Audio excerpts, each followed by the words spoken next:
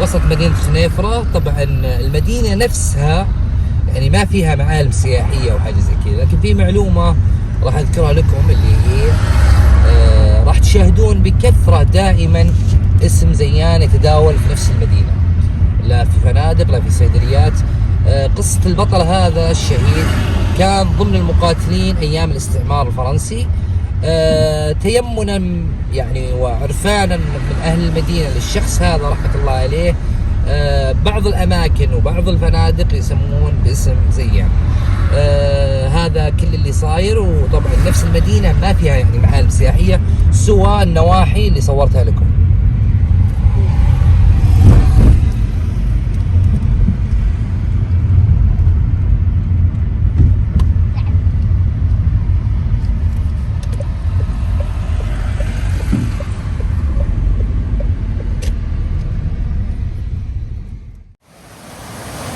هذه قوة المياه سبحان الله الموجودة في عيون أم الربيع. طبعا أنا صورت لكم قبل شوي من فوق وكيف شكل عيون أم الربيع. طبعا هنا زي الجلسات، طبعا جلسات شعبية. ممكن تطلب مثلا أتاي بالنعناع، ممكن تطلب أكل طواجن عندهم هنا باللحم بالدجاج. شوفوا ما شاء الله قوة جريان الموية، قوة جريان المويه وايضا صفاء الماء سبحان الله كذلك. طبعا شوي راح نوريكم ان شاء الله الشلال الموجود هنا في منابع عيون أم الربيع.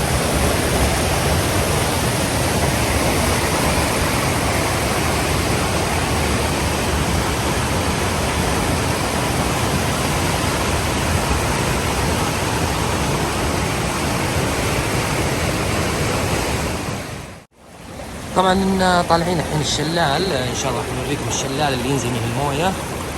شوفوا الاجواء كيف، ونفس الجلسات اللي قلت لكم عنها كذا تكون الجلسات. طبعا سبحان الله عيون أم الربيع سواء كان في الربيع او في الوقت البارد او في الصيف دائما تكون زحمه، لكن عاد وجود الوباء كورونا هذا قلوا الناس يجون. لكن ان شاء الله اللهم يرفع البلاء والوباء عنا وعن جميع المسلمين. شوفوا كيف الاطلاله من فوق، كيف قوة جريان المويه.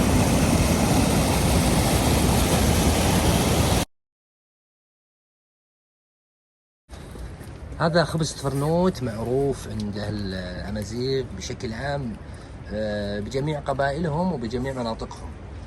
خبز جميل يعني يذكركم بالزمن الجميل والماضي الجميل. طبعا داخل حطب والخبز يكون الداخل، وطعمه صراحة جدا رائع. يعني أنصح أي شخص يشوف مثل الخبز هذا ياكله أبد وعلى كفاءة. طبعا هذه البيوت اللي انتم شايفينها زي ما ذكرت لكم يقدمون فيها الطواجن والأتاي، بس أنا صورتها لكم من فوق من إطلالة لفوق. شوفوا سبحان الله الجبل، راح إن شاء الله تشوفون الآن المنبع اللي يجي منه الموية وين تصب، وخلكم معنا.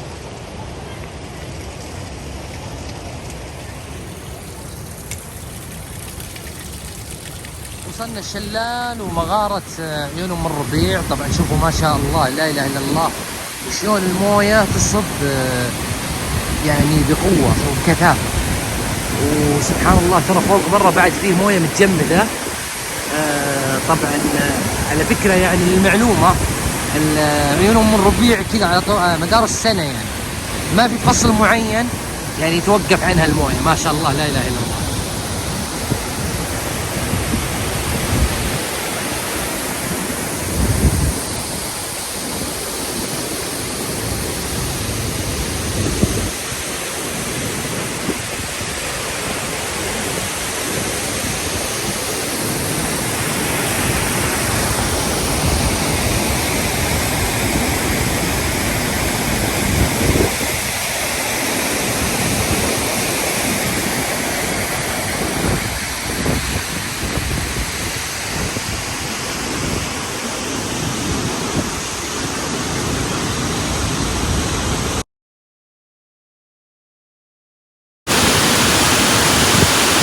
طبعا هذه مغارة تطوين في عيون أم الربيع.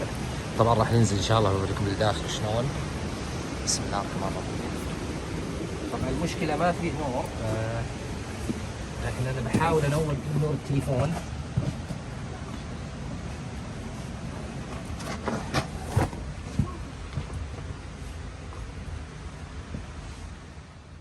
هذه دخلنا لكم الان المغارة، راح نشوف ان شاء الله وش داخلها. جميل المغامرات صراحة اللي زي كذا. بسم الله الرحمن الرحيم. طبعا موجود فيها اعتقد زي العين اللي موجود فيها، طبعا عين موجود هنا. طبعا هنا في آية كريمة وجعلنا من الماء كل شيء حيا. نشوفوا شكل كيف اللي هنا.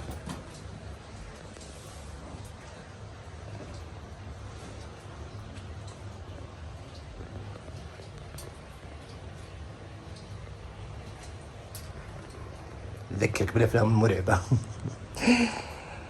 ما شاء الله لله في خلقه شؤون.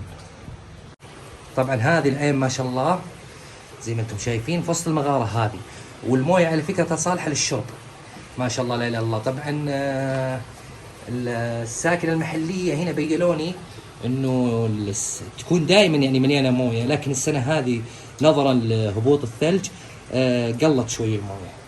والدليل هنا حاطين فيه كاس، شوفوا الكاس هذا عشان اللي يبغى يشرب. شوفوا كيف شكل المغارة.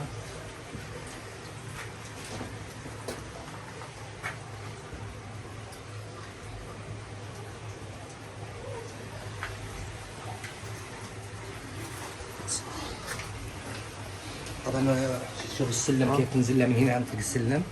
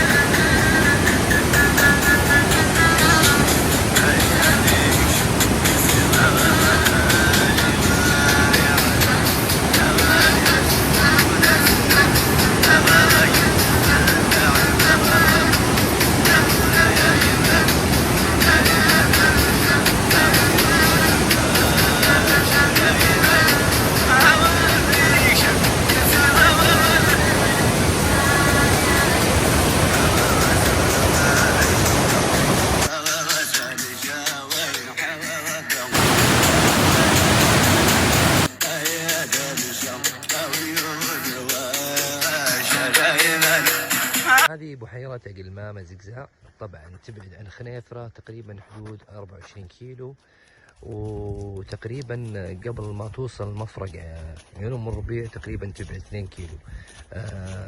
طبعا بحيرة جميلة بس لوجود الثلوج هنا طبعا مغطية نص البحيرة.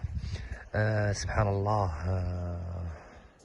روعة الخالق سبحان الله أجاد في رسم هذه اللوحة الجميلة الفنية.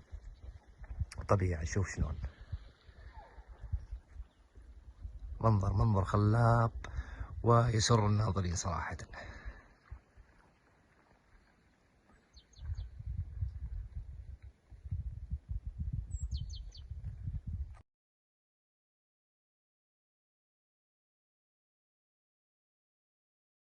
متواجد حاليا في قرية جدير نواحي خنيفرة، طبعا ما تبعد كثير عن خنيفرة.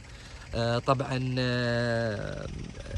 مشهورة المنطقة هذه خاصة في وقت الربيع بالغابات والمناطق الخضراء. طبعا لوجود الثلج هنا وتساقط الثلج هذا العام تشوفون المنطقة كلها ثلوج. طبعا لمن أراد الاستمتاع بالطبيعة والمناظر الخلابة وكذلك الخضرة. هذه بالنسبة لمنطقة جدير. طبعا قبل دخول منطقة جدير فيه طبعا شعار اللي هو شعار الأمازيغ. طبعا هذا شعارهم، شعار الأمازيغ معروف. بس حبينا نوصلكم الصورة هذه وحبينا نغطي لكم المنطقة هذه.